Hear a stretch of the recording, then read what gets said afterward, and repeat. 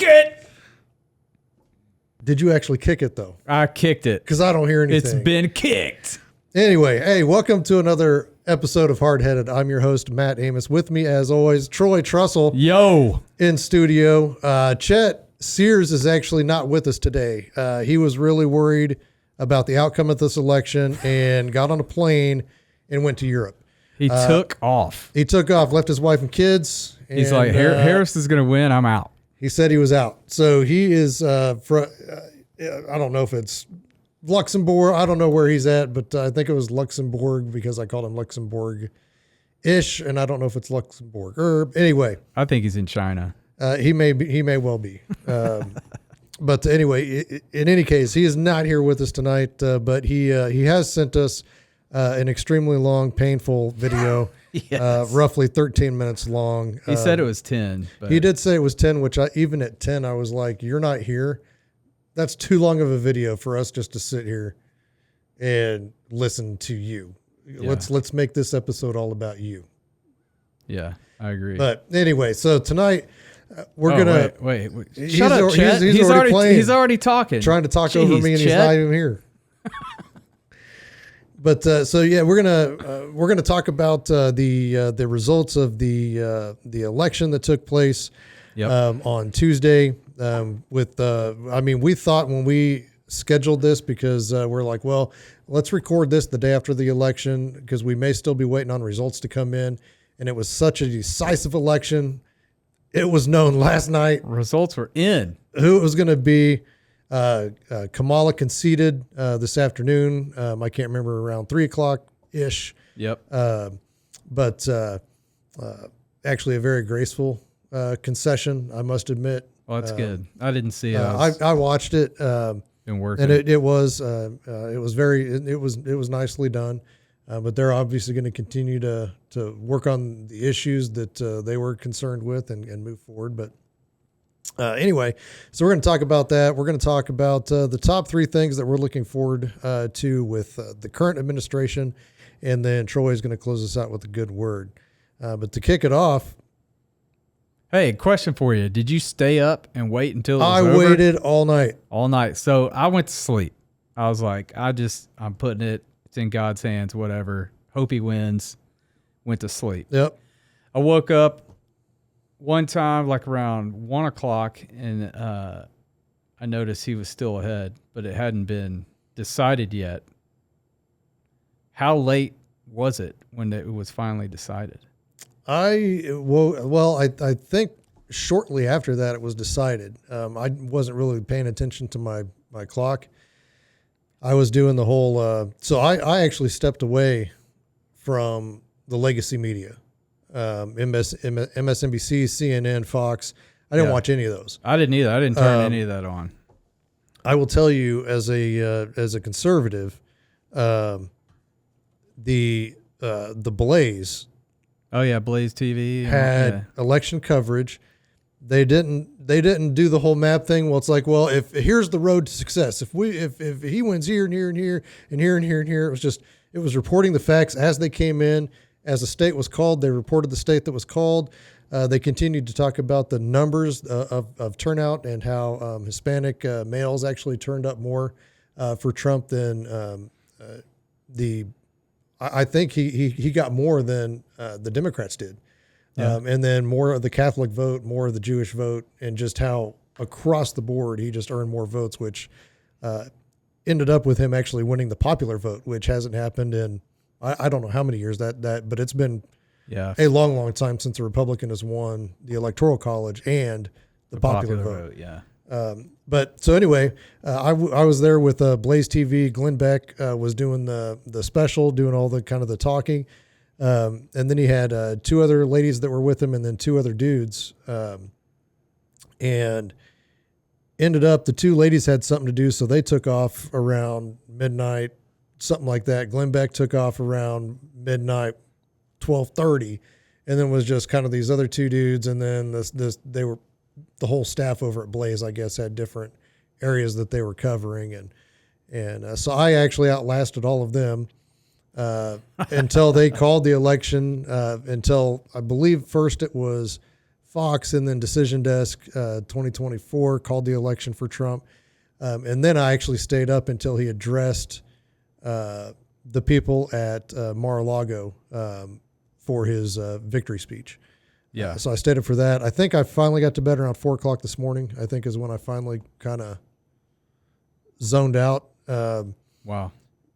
Mostly because I made a prediction. Now, granted, this is going to go against everything that I'm going to talk about later, because I believe we need to be gracious in victory, just as Right. I was gracious in defeat when Trump lost 2020. Right. Matter of fact, I instituted coffee and a donut around that time, and I was willing to talk to whoever, and I said, hey, let's work together and let's come together on some issues and work these things through, which I hope the other side will do for us.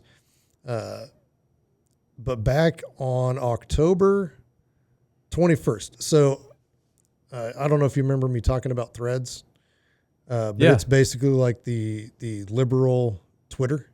Like they started it because everybody was once Musk bought X or bought Twitter and turned it into X, they all migrated away. And this is kind of what they created. So it's kind of tied to Facebook, I believe. But anyway, it's an echo chamber for liberal views. Matter of fact, I was reading comments today that says, I haven't seen one conservative on here. And another comment was, this is just proof that Threads is just an echo chamber. And I was like, I've been saying that for months.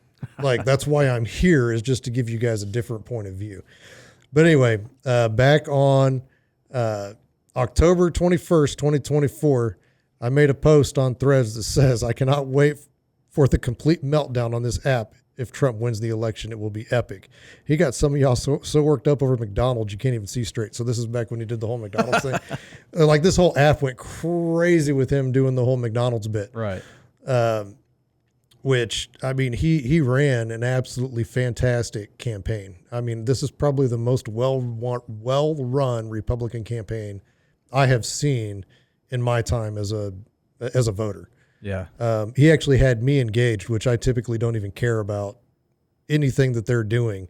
But that run up to the election with all of the podcasts that he was doing, Rogan, Theo Vaughn, there were 2 other podcasts that he did. I can't think of them right off the top of my head, and then going to McDonald's, working McDonald's, and then Biden calling the Republicans and Trump supporters garbage, and then he goes and works as a garbage man. Like, it was the perfect. It like he just took everything and just made it his, which was fantastic. So I mean, again, I don't put my faith in a president. Matter of fact, I shared a video on election day on Tuesday, and I just said, hey, and it was a video that said, it doesn't matter what happens today, God's in control. And says, I've been blessed through and the pastor that's saying it goes, I've been blessed through every administration because my blessings don't come from the president of the United States, they come from God. And so I just posted that for everybody, because I mean, we didn't know going into yesterday what it was going to look like. Right. So, anyway, you didn't stay up. No, but you got up this morning. I got up this morning. What it looked like for you this morning. So I got up this morning. So I'd been pulling up the Google, just type in presidential election in Google, and it was counting everything for you. And so when I woke up, it had the check mark on Trump. He had 277 electoral votes to her, whatever. I don't remember what her number was. I just was, glad that he won. That was like probably around 5:30 in the morning. And now he's up to 295. Is it 295? It's 295. She's got 226. And then the popular vote, he's got 72 million, so 50.9%. And then she got 47.6%, 67 million. That's excellent. I mean, yeah. I mean, that's how many people are in 8 billion are in the world, right? Yeah, how many? like 9 billion people. How many? I would love to know the number of voters. So I saw a statistic that said in what was it? In the 2020 election, it was like 66%, or maybe it was even higher than that, of registered voters turned out to vote. And that ended up being, 160 million voters. Yeah, because if we just add those two numbers right there, that's roughly 139.5 million. And then you have about 2 million that voted for the other four candidates.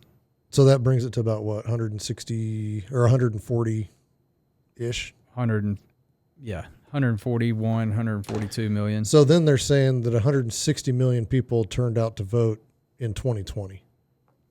Where'd those 20 million extra voters come from? So that's actually the question that they're asking right now, which tells you something funny. Oh, you cannot convince. Something funny was going on, because you can't convince me that they didn't buy it or cheat. How many did Harris get? She got 67.4. 67.4, and then I believe, and you're telling me that Biden got 81 million votes. Is that what they said? That's last year. Was that the number? That was the count that they gave, was 81 million votes, when Obama didn't even get. So the two previous elections, they were all about 60. I believe Obama got around 66 million. I can't remember what Trump got before that, but I mean, everybody is kind of in that 60-some million votes for a win. And everything that happened in 2020 with the mail-in ballots and COVID. So they took a lot of that stuff away. Yeah. So people weren't able to vote 4, 5, 6, 10, 20, 30 times. Yeah. So one thing that I did want to point out that I thought was freaking hilarious, I texted y'all about it last night. Whenever the polls closed on the West Coast. Oh, in California. They just straight up, when I had Google, I typed it in, or, I had it pulled up and it hit because it was updating live. Washington and California hit and just immediately went blue, and they gave her the check mark, which we all knew, Oregon, Washington, and California were going to go blue, but I just thought it was hilarious. Yep. I took a screenshot of it. I'll put it on the screen here. It has a check mark by Kamala with zeros on the whole page because they had counted nothing and they just gave her the check mark.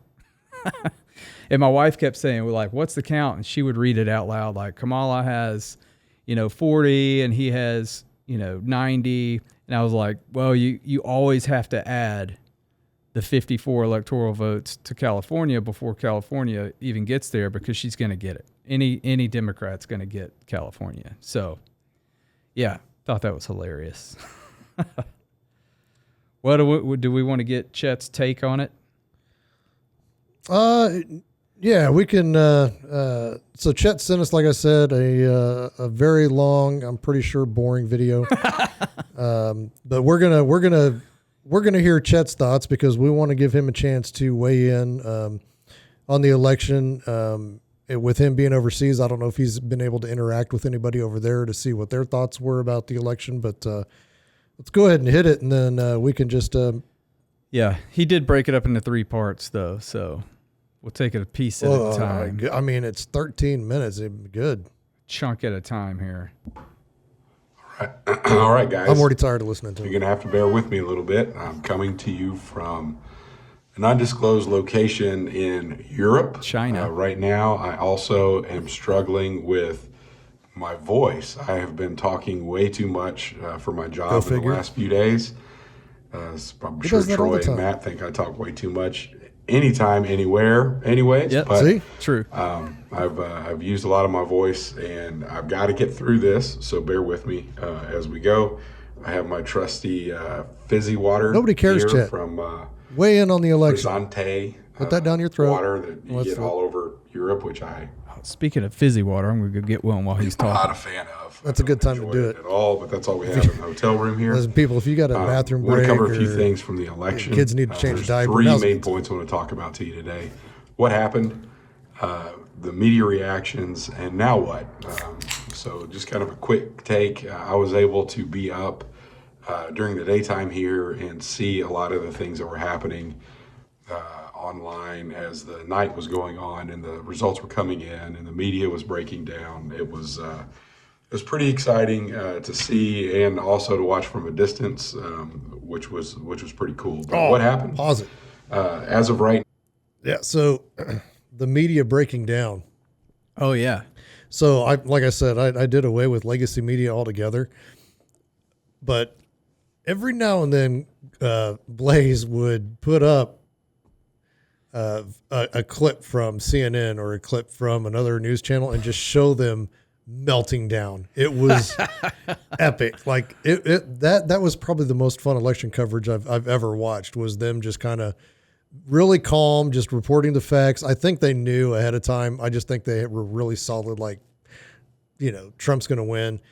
And I was actually talking with my buddy about it last week. And I said, well, judging by the market, because I constantly, I'm watching the market to see if there's something that I can make a move on or if I need to get rid of something.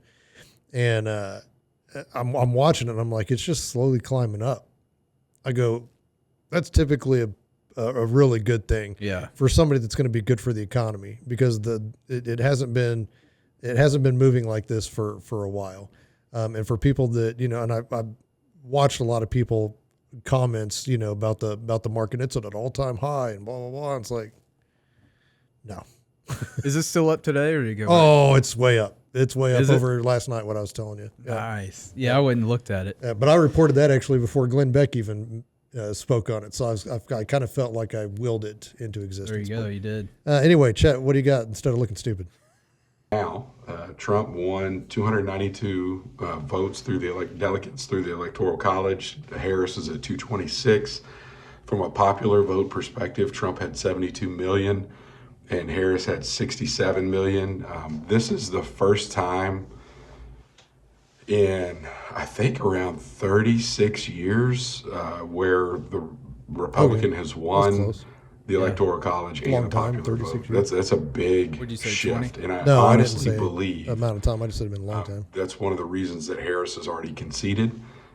She did that earlier on Wednesday, and it's truly, because the Democrats have been arguing against the Electoral College for a little while, but now that the popular vote was won as well, we see that a Republican is able to do both Electoral College and popular vote. Trump also dominated the swing states, Wisconsin, North Carolina, Georgia, Michigan. It was pretty fascinating. I don't even think it was close. That he won all of them, and she had to have a specific path through there, just like he did. And he actually won every one of those. It was pretty interesting seeing some of the news people not declare states, even though it was mathematically impossible for Harris to come back. So that's one thing I kept my eye on that I thought was really good. Early on, he had like 3 and she had 4 that were blue, because the way they did it on Google, like they would show the percentage and it would update live and it would go back from red to blue as they were battling it out. But it was pretty cool. By the time I went to bed, they were all, I think all but one of them, all but Pennsylvania, had turned red. And it was just like, what? This is incredible. So, and that's what's so funny. Again, hey, look, I can't wait for all of us as Americans to work together and work for the common good of everybody. Right. But nothing made me happier than to just follow the meltdown last night on Threads. Like I'm watching and I'm like, they're like, oh, it's a red mirage and the blue wave is coming. And, and then the more and more red everything turned, and the hopes and dreams you could just tell from these people were just dashing. And then they started getting really mean and vile with a lot of their comments. And today is even worse. Strangely enough, Troy, wrap your brain around this. So one of the big topics across the country for this election was abortion. Right. Not necessarily here, but as a states' rights thing, because that's, when they did away with Roe v. Wade, Trump made it states' rights. And well, it wasn't big here because we already voted on it. right. Yeah. So and lost. Again, whatever. So their big thing was they're so upset over the abortion rights and Trump getting into office, not like he's going to change anything. It's already been done. So they lived under it for 4 years with the Harris Biden Harris administration, right? That they lived under it. So nothing really changed, but they're really just up in arms over this stuff. And then guess what they started saying? What? That they weren't going to sleep with dudes for 4 years. And I'm like, the problem's taking care of itself. Like, you're not going to need one because that's exactly it, right? They're going to abstain. They're going to abstain from sex, and they're not going to have sex with men because that's great. Because they don't have rights to their bodies, so they're not going to allow men to do anything. Like, so problem solved, problem staying solved. You know what I'm saying? Like, right. God works in mysterious ways. You know what I'm saying? But it pretty excellent. Anyway, back to Chet. Another interesting fact, and I think this is more of a reflection of the voters in these states than it is. Then I would say that there's some kind of a scheme, if you will. But the only states that Harris won are states that don't require voter ID. When you get down to the core of who should be voting in our country, the people that live in states that elected state governments that passed laws that said you have to prove that you're a citizen in order to vote. Trump won those states, and there are some states that have no laws one way or the other.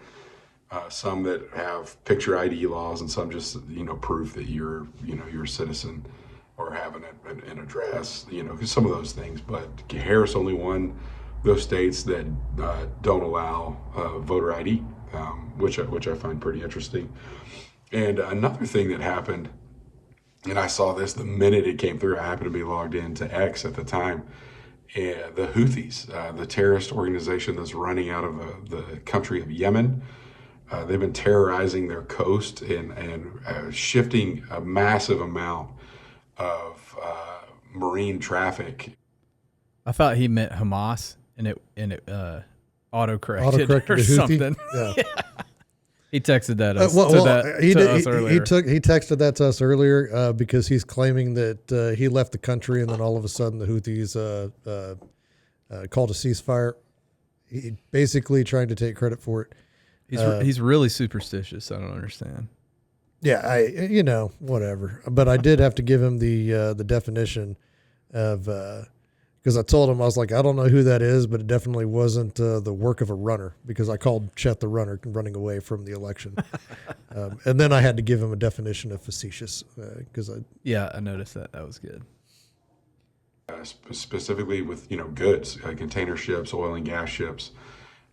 They've been attacking these ships up and down the Yemen coast. So much so, I was actually in Saudi Arabia less than a month ago, and I was visiting the east coast of Saudi Arabia, and we were talking about some of the traffic issues that were happening in my more recent visit that weren't there last time I was there. And the locals said that's because all of the port traffic has shifted from the east coast or the west coast of Saudi Arabia over to the east coast because they're trying to avoid the Houthis in Yemen. And so it shifted the maritime routes in the Middle East. It was as soon as I think it was Fox News declared that Trump would be the winner based on the Electoral College and their predictions.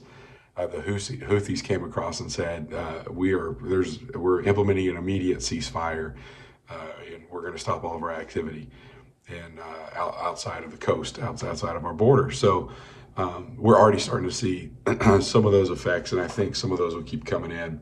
So that's basically the what I wanted to cover from what happened. The other one, you look at media reactions. I'm. How much time's left? Because he said that's what I wanted to cover. 5:32. He's got about 5 more minutes left. So 5 more minutes of what? I don't know. Point 2 and 3. But let me touch on the Houthi thing. So some more of that's going to come in, he said, and when Trump was in office before, there were no wars. Right. And that's a good thing. And my only question is, like, it could be like, I don't know, like, oh, Trump won, we need a ceasefire. Like, I don't know. That could have been the reason, but is it just coincidence that happened, or because he doesn't even go into office until January? Because he can't really do anything until he's in office. Correct. So. Yeah, I mean, it's probably just a happy circumstance, but let's take credit for it. Hey, I'll take it. Yeah. You know what I mean? The Democrats would. Absolutely. They would find a way. We did that. To tie all this in. So we're going to go ahead and claim victory. And he's already got one ceasefire under his belt. There you go. Boom. Russia, Ukraine next. I'm not going to go through a whole lot of them here. I thought it was pretty interesting from a Morning Joe perspective. I think there was a little bit more introspection there than what we're seeing elsewhere. I think a lot of the media that I've been watching up till now has been in denial. But we see Morning Joe, they mentioned that the ad, the she's for they, them, and he's for you, that ad was devastating because a lot of the middle of the road Democrat Party members feel that the Democratic Party has been hijacked by the extreme far left. And when it comes to men competing in women's sports, they mentioned some along their friends, their Democratic friends who have kids in college who are Democrats. They are so scared to speak up because they feel that a more liberal Democrat is going to cancel them if they say the wrong thing or use the wrong pronoun. And so I think that just the general sentiment across the country is the far radical stuff is just way too much.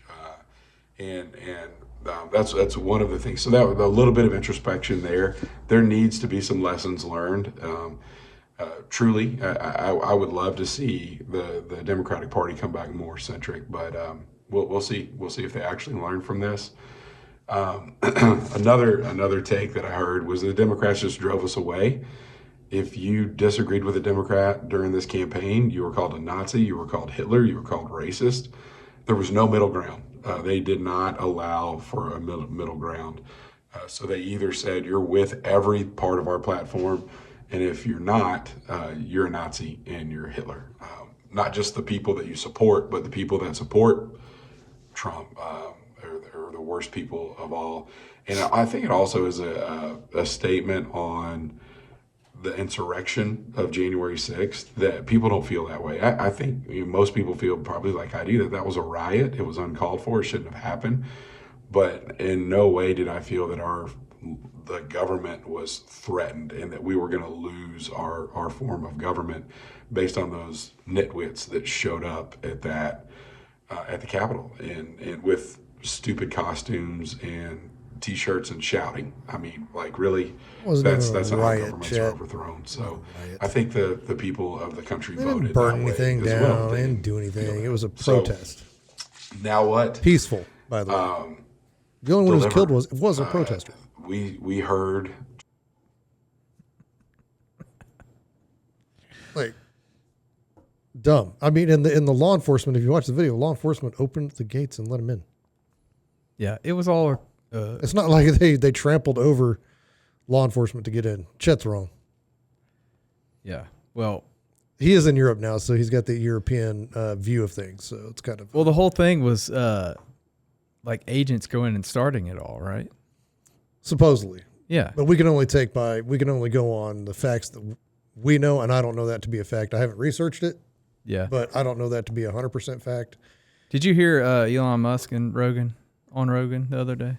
I watched a little bit of it. I haven't got a chance to get through all of it. He started talking about how many government agencies there are. Did you realize there's over 450 government agencies? Oh, I mean, I don't doubt it, but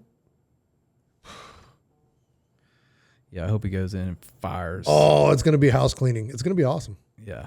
Anyway. Trump 8 years ago promised a lot of things. We got some of that, and we didn't get some of it. But just to remind you of some of the stuff that he's been talking about is going to happen in this presidency is cutting spending significantly, getting big pharma out of the FDA and the NIH and all of the other focus that we have from a health perspective that pharma's baked into our government. Close the border, and we've got to deal with the millions of illegal aliens that have flooded across our border. I don't know how to do that. I'm not going to claim that I do, but it needs to be dealt with. We need to figure that out.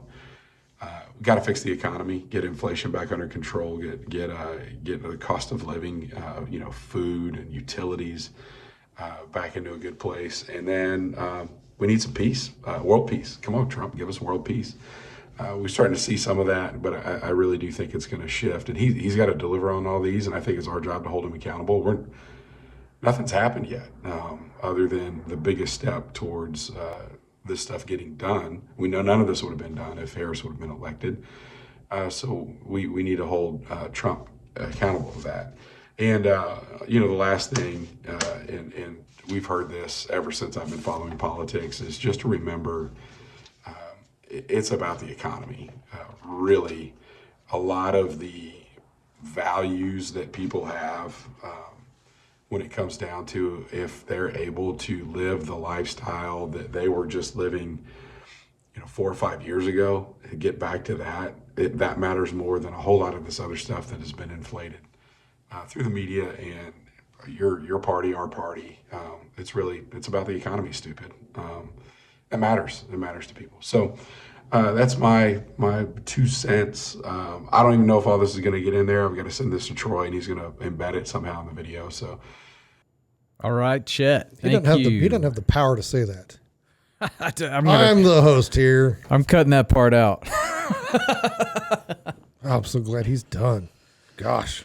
Yeah. So all in all, it was an exciting, nervous, election day. But the later on it got I was able to go to sleep. That's how relaxed I was. Like, I think he's gonna win. See, and I was kind of like Glenn Beck.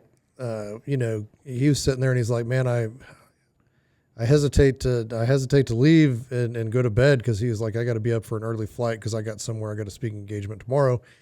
And he goes, "But I'm having flashbacks to 2020 when this happened. I went to bed and then woke up, and then all of a sudden there was some trickery going on." And so I did feel a little bit of that going to bed. Like, I don't know. Yeah. But it was so funny because I started out because I was going through YouTube and I was trying to figure out where I was going to watch the results come in. And I could see at the time, Fox was just flashing just like pictures. They didn't have anybody commentating or anything, and they were just flashing pictures up. And I was like, that's boring. And then I went to NBC, and they were just they were losing their minds about this and she's gonna do this and this and historic turnout for this and his campaign, and this is what made me turn it off. Because I was like, I'll deal with it up until a point. But NBC, the commentators on there were like, the last, few weeks of his campaign, they just didn't have any energy. He wasn't able to fill stadiums and he wasn't able to do this. And I was like, are you out of your mind? Like, right. Where are you getting this from? Like, he was Making filling stadiums. I don't know how many podcasts this dude did in the last 2 weeks of his campaign. He did 3 rallies the day before Election Day. Yeah. 3. Like, he was just flying from place to place. This is what people are listening to, and this is where they're getting their news, because it's regurgitated on Threads, and they're repeating exactly what, I don't understand how this could happen. And it's like, have you been watching anything that's been going on? Well, and all the reporters are repeating. They're all repeating the same thing over. It's an echo chamber. That they're all in their own little chamber that they just talk back and forth, and they hear what they want to hear because that's all they listen to. They don't go outside and listen to the Nazis, the fascist opinion. Right. And so it's kind of funny. I'm glad that they're. So here's my takeaways. I'm glad that these liberal blue hairs are abstaining from sex. reducing abortion rates across the country. Thank you, ladies. Keep it up. Doing God's work without even knowing that you're doing God's work. And Chet nailed it right on the head. I've been trying to come up with a post to make on social media, because again, like I said at the beginning of this podcast, you want to be gracious in victory, just as you're gracious in defeat. And I would like all of us to work together, because I think we are going to have the opportunity to really do some good for America, for all of our citizens, not just conservatives, but conservatives, liberals, libertarians, everybody, independents. If it's done right, I think Trump has assembled a phenomenal team. Oh yeah, much more so than he had in 2016. Big time, Like, big time. huge. I mean, you've got tech guru in Elon Musk. You've got space exploration, which goes along with the tech in Elon Musk, and weapons. You've got, which along with that. Granted, there's going to be some excellent weapons capabilities that we're going to have that nobody else has, that we don't have to use, Right. specifically because we have them. We're not going to mess with them, because Elon Musk can drop that rocket. If he can catch a rocket that's never been done before, we can't do that. He can probably drop What else that. can he do? Right. Yeah.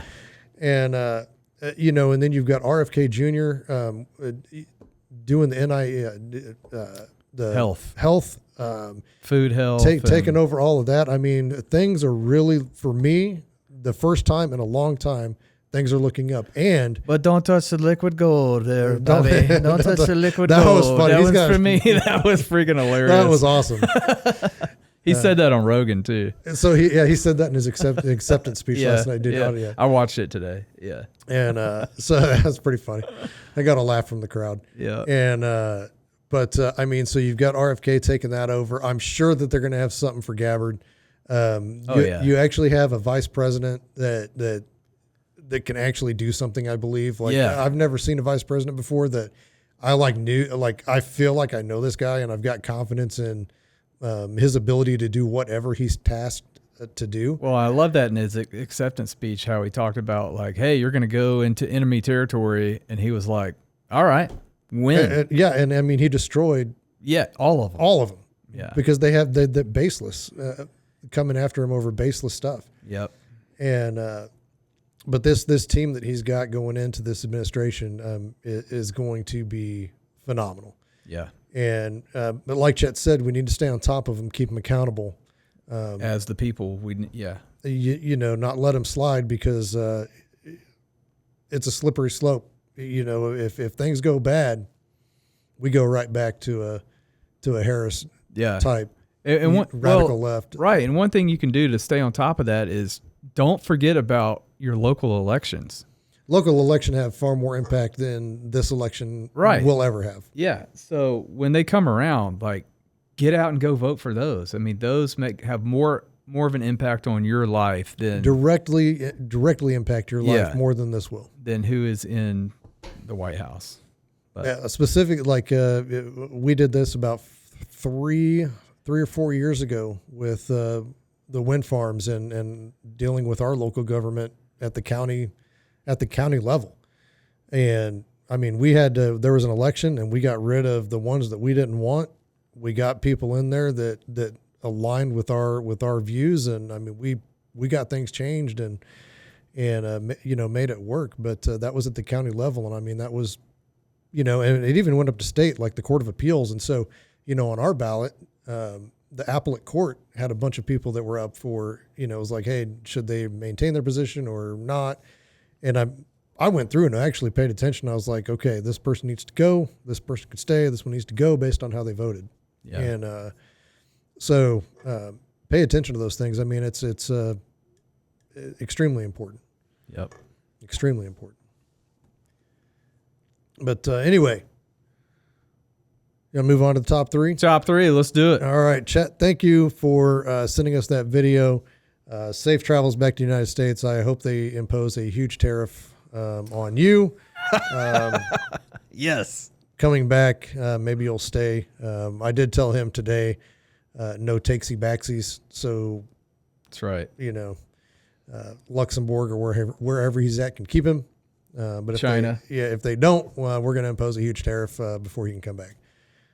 Anyway, top three. At least bring me some spicy sausage. Well, I have that. At least. I have the spicy. Well, he's got some that's hotter, he claims. It's not hotter. It's the exact same blend. Like, it's the exact same thing. Matter of fact, I just made it with noodles.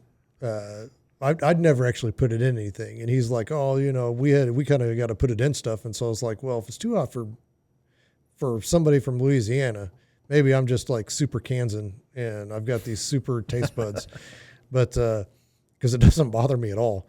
And, but I was like, well, maybe I'll start throwing in some stuff just to give people recommendations if they need to tone that sausage down.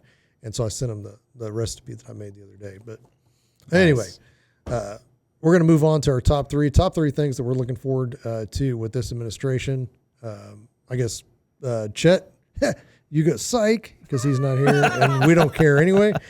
I'll go first. Number three, I'm really looking forward to the economy making a comeback. It's been just incredible. As soon as the scales tipped to the majority in his favor last night, my portfolio has skyrocketed. Yes. And I pulled up mine as well, and it was up 18%. Of course, I don't have a huge portfolio. So yeah, if I take one or two things and then I do a percentage of increase, those numbers change a little bit. But overall, in the last 24 hours, I am up 7.5%, which is phenomenal. And if you look, Ethereum, which is a cryptocurrency, is up. Bitcoin is the highest it's ever been. And then there's some other cryptos that I'm involved with that are up quite a bit. So I'm looking forward to a rally there. Just letting that come back. Yeah. And because before COVID, I was rocking it. Like I almost cashed it all in with as much money as I had. I was like, this is more than enough for me, and just almost took it out, put it in savings, and I didn't, and lost almost all of it. Oh. I didn't lose it, but it went back to like, I'm still making money on it, but it's not like it was. I mean, there was some serious cash. Yeah. And so anyway, looking forward to a rally in the economy. I'm also looking forward to, and it's already started because we're taking credit for it. Ceasefire is already happening. Yes. I'm looking forward to Iran being put back in line, stop attacking Israel. I'm looking forward to Gaza sorting that thing out. Stop letting it's affecting all the people over there, which we can argue the rights of Palestinians, Israelis. We can argue that till we're blue in the face. Israel was there first, whatever. But people dying is never a good thing. So let's get that settled. And let's see if he can keep his promise of no wars, keeping North Korea in check, because they're getting this whole Ukraine. Let's stop giving them money, number one, which I guarantee is probably going to happen already. We're not giving them any more money. Oh yeah. And then let's get Putin back where he belongs. Let's get Ukraine back where they belong, and just let's settle that. Even though because that's affecting us, because we're obviously supporting Ukraine in a financial sense, and I'm sure with weapons, which again. I don't even know why we would need to be involved there, but again, I don't know the world scope either. So that's number two. The number one, I'm super excited about the next 4 years, and my prediction going through, abortion rates are dropping because these women. They're not sleeping around. They're not sleeping around anymore. Listen, I'm holding them to what they said they're going to do. And you saw this on Threads, right? I saw this on Threads. I could probably pull it up right now. All right. Matter of fact, while you're doing your top three, I'm just going to find some threads on here and just read the ones that are appropriate enough for me to read right. on a podcast. Right. All right. Number 3 for me, I'm excited to see what Kennedy does with the food industry. 100. I'm super. Yeah. Food industry, drug industry. They're all what's the word? They're all making a huge profit off of the American people being sick and the crap food that they're feeding us and the pills that they're giving us. Like, I just hope he can get in there and make some kind of a difference, make some kind of a ripple that will get us some more guidelines on what they can put in our food. So I'm excited about that thing. That's number 3 for me. Number 2, man, I'm really looking forward to see what Elon is going to be able to do with the government agencies. That is really fascinating to me, seeing if he's just going to go in there like he did with Twitter and just fire a bunch of people that like, what do you do here? Oh, nothing. Well, get out. Like, I love it. But and the way he explained it, if you listen to it on Rogan, he's going to give them severance. He's going to find them another job. He's not just going to go. Right. He's not going to go in and just dismantle and people are just screwed. Right. And he's not going to put people out on the street. He's going to do it in a very civil way, which makes it even better. Like, they're probably in a crap, government position where, they could get into the private sector and just shine, So excited about that. And then both you and Chet both said economy. That was my number 1, and it is. But another thing I'm really looking forward to see is that border. Our borders have got to be secure. I don't care who's in office. They've got to be secure for the safety of the American people. That's hands down one of the most important things that we got to do. He started saying he's going to build a wall in 2015. He started it. Man, let's finish that joker. And let's put some stuff in place to where people cannot invade our country like they've been doing. Creating jobs. Yeah. Creating jobs. So that's it. That's my top 3. I like it. All right. You want to end it with a good word? Or are you going to got some dirty words for us over there? I'm going to tell you right now, there is not much on here that I can read.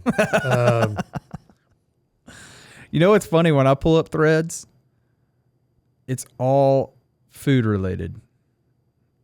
What? Because my only account linked to Threads is my Live Local account. Oh, I got you. Which is basically food reviews. And so all I see is food stuff. So here's one that I can read. Appointment is made with my OBGYN, and I'm going to ask them to remove my uterus. I'm not going to die for a fetus. Problem solved. Problem staying solved. Problem solved. There's no abortion there, boys and girls. Let's see.